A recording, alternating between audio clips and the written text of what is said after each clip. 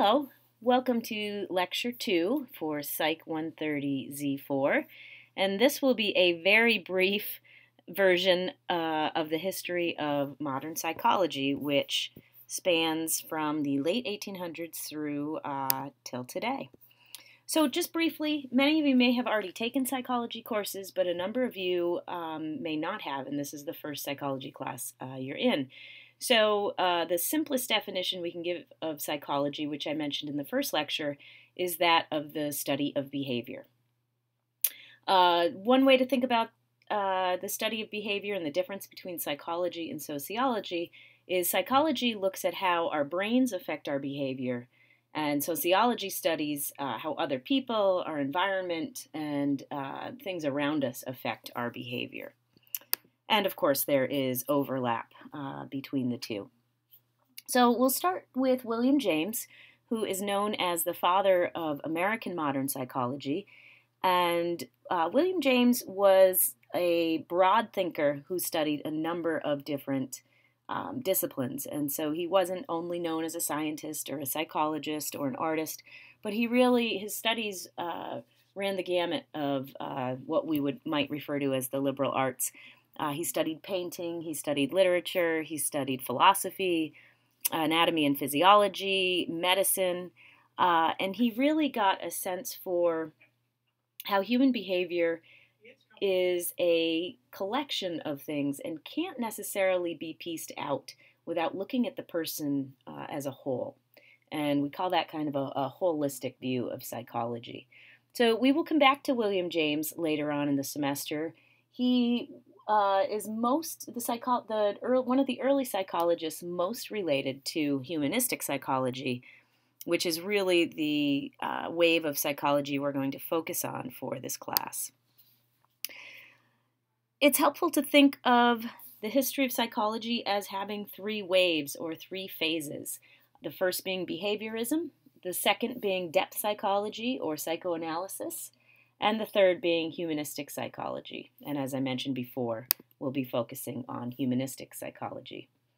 So wave one, known as behaviorism, looks at behavior as something that you can control based on outside stimulus, or stimuli. So a couple of the most famous psychologists who were also behaviorists include Ivan Pavlov. Some of you may have heard of Pavlov's dog, John Watson, and B.F. Skinner. With regard to behaviorism, it is often divided up into two types of conditioning, which is a way to alter or adjust behavior in both people and animals. And a lot of the early experiments were done on animals, as we'll see with the first example with Ivan Pavlov. So just a brief overview of classical conditioning. There's a formula with classical conditioning, and it's important to understand what we call unconditioned stimulus and unconditioned responses. And so an unconditioned stimulus is something that happens naturally, either biologically or it's a natural reaction to an outside event.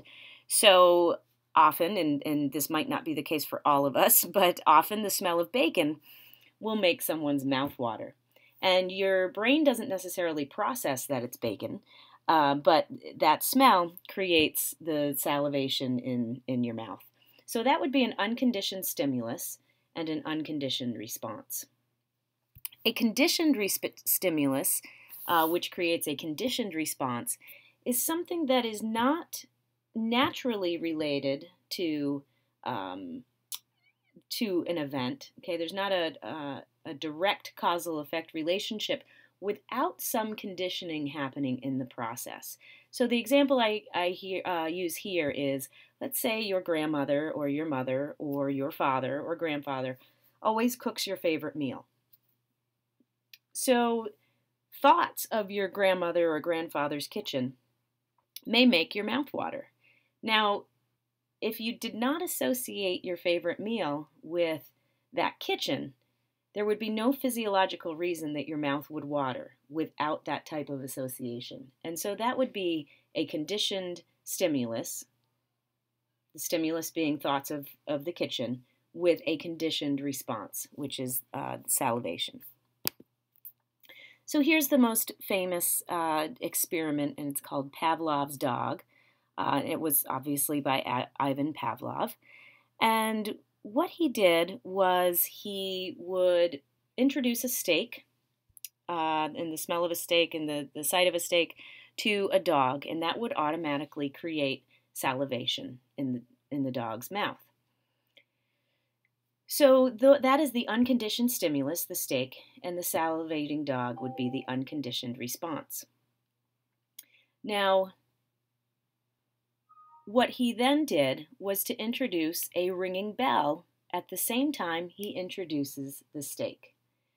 So now not only do you have a steak, but you have a ringing bell, and the two are introduced at the same time, which creates a salivating dog. So the first couple times, you need the bell and the steak to condition the response. However, eventually, if you take away the steak and just ring the bell, the dog will still begin to salivate. So that's what's known as a conditioned response, or classical conditioning. Those of you who have worked with animals and done some training, or this works with children as well, and often adults, you may have seen this work. So another example, and this was with a human subject and has been, since then, there have been a number of ethical concerns about what has happened to poor little baby Albert in this experiment. But John Watson did a similar type of conditioning with a little baby called Albert. And what they did in this experiment, what Watson did, was to ring a bell, and it would surprise baby Albert, and he would instantly begin crying. So soon they began to present a white lab rat at the same time that they rang the bell. Now, prior to ringing the bell, the lab rat was what we would call a neutral stimulus, similar to the ringing bell in Pavlov's experiment. So the lab rat initially did not create a reaction in baby Albert. However, when the lab rat and the ringing bell were presented together, the baby's unconditioned response initially was responding to the bell, but the lab rat was there at the same time. Again, repeat the process multiple times, and eventually you don't need the loud noise from the bell, and just the sight of the lab rat will create the crying response in the baby. And again, that's another conditioned stimulus, the lab rat creating a conditioned response in baby Albert. So that is classical conditioning. The other type of conditioning that you see with behaviorism is called operant conditioning. And B.F. Skinner was considered the father of operant conditioning. And the difference here is operant conditioning is based on a system of rewards and punishments. So some of you may be quite familiar with this type of behavior control as well. We use it all the time. Schools, parents, this operant conditioning is probably what we see most often. So there's an initial behavior, and there are one of three responses, or there may be a collection of these responses, but you may have a neutral response where there is no reward and there is no punishment. Or there might be a positive response, in which case a reward will be associated with the behavior. And on the opposing side of that, you have a negative response, where there would be some sort of punishment based on the behavior. So here's an example of operant conditioning. A 5-year-old child throws a tantrum.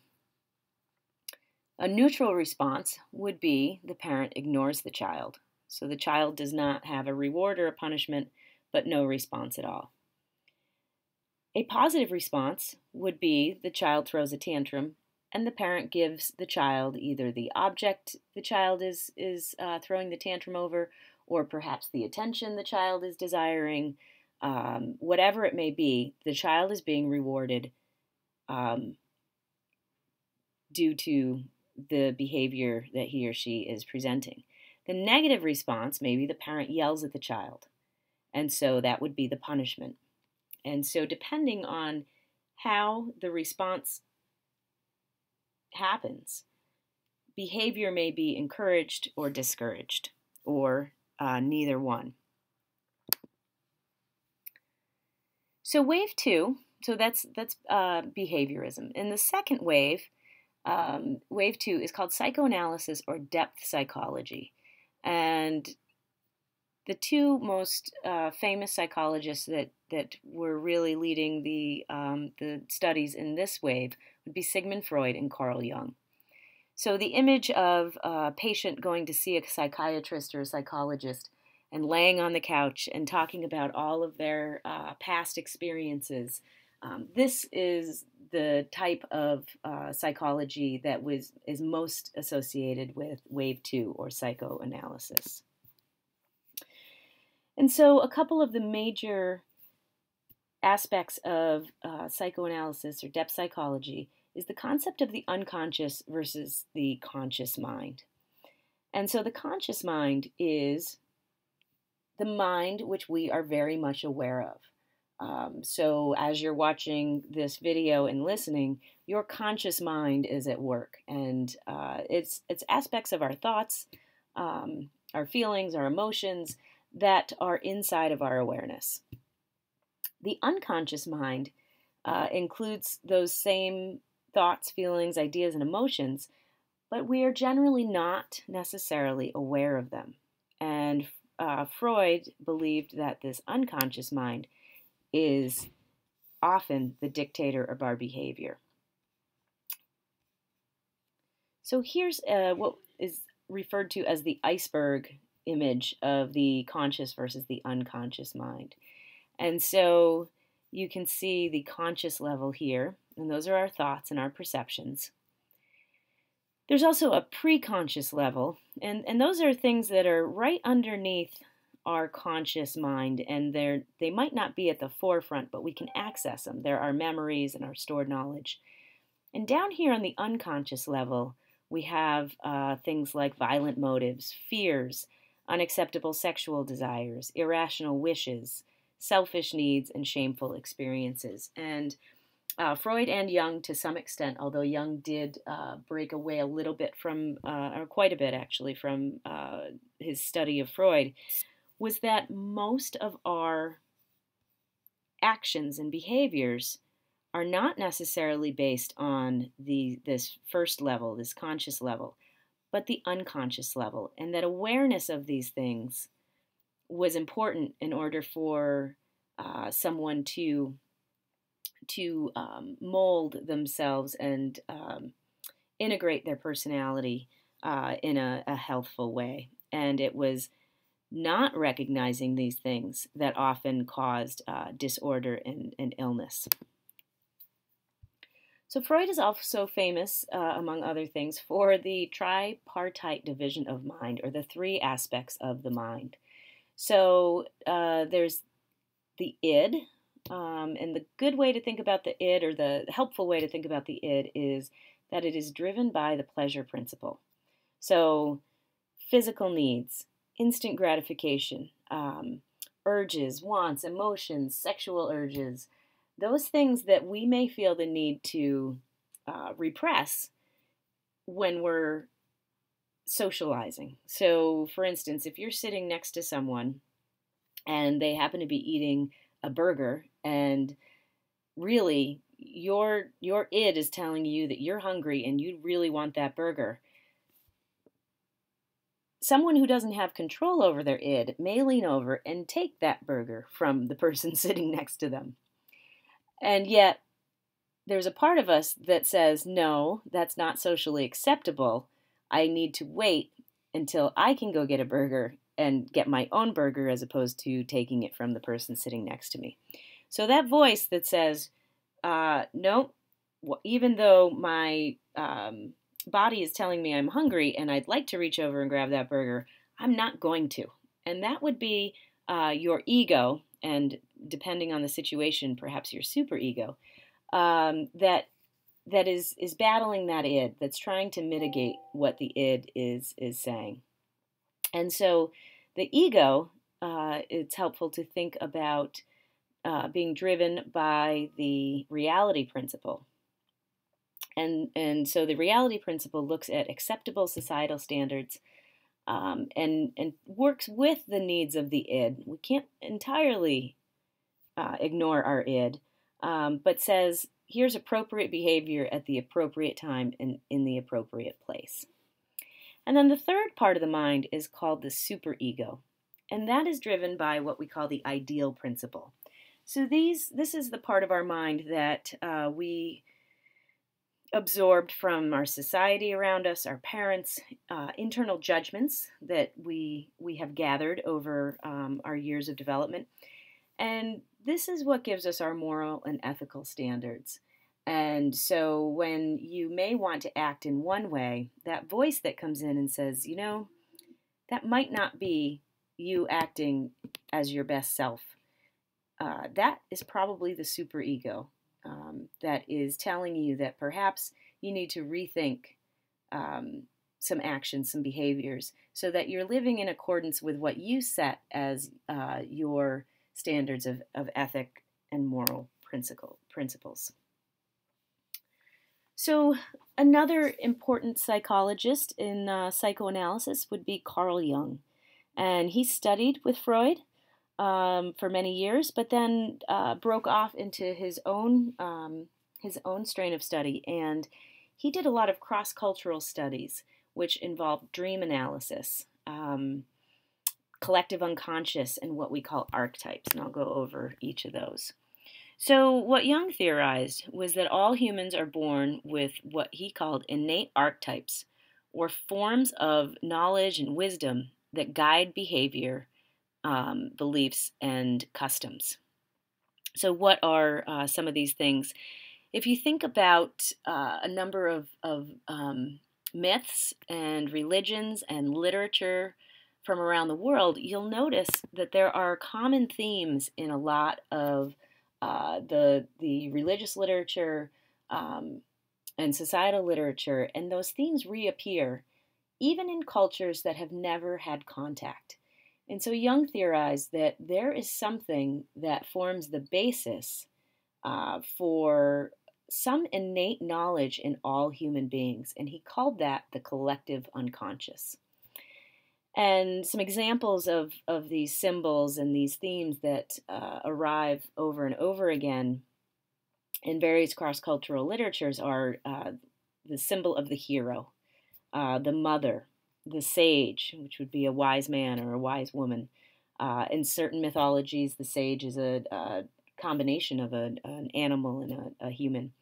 A god or goddess, the shadow, which is known as our darker side, and the self, which is the symbol of knowing ourselves completely and finding the self.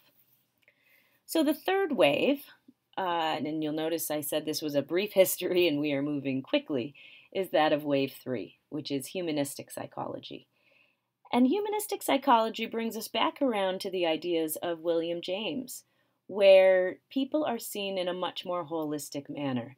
And behavior is viewed not only from that objective perspective, or not only from the totally subjective perspective, the unconscious mind, but really as a combination of all of those things. And that behaviors are connected to a person's past, to their inner feelings, and to their self-concept, as well as their environments. And that's where we will really focus for the rest of the semester, is on the idea of humanistic psychology. And so some of the major players in humanistic psychology include Abraham Maslow, Carl Rogers, and Alfred Adler. And I won't go through each of those psychologists because we're going to study them more in depth soon. But here are a few assumptions of humanistic psychology. One, that humans have free will. So in other words, we have choices. That we are not driven by something outside of ourselves or even inside of ourselves, but that we make decisions about our actions. And and that choice is critical for seeing how we behave. You'll notice the textbook is called I Never Knew I Had a Choice. The second assumption of humanistic psychology is that people are basically good. And then the third assumption, which goes along with that second assumption, is that we all have the capacity to reach our full potential and succeed regardless of the things that stand in our way.